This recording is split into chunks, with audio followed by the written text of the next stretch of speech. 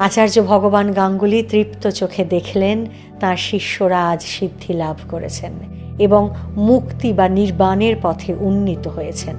তাদের দীর্ঘ সাধনা আজ সফল।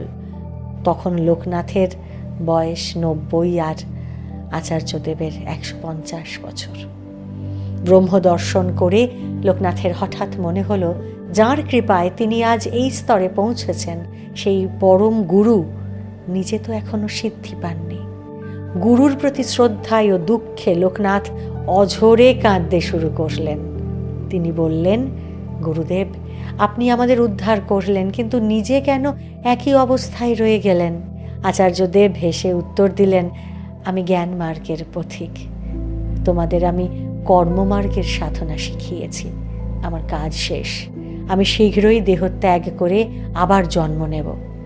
তখন তুমি গুরু হয়ে আমাকে এই কর্মমার্গে উদ্ধার করবে।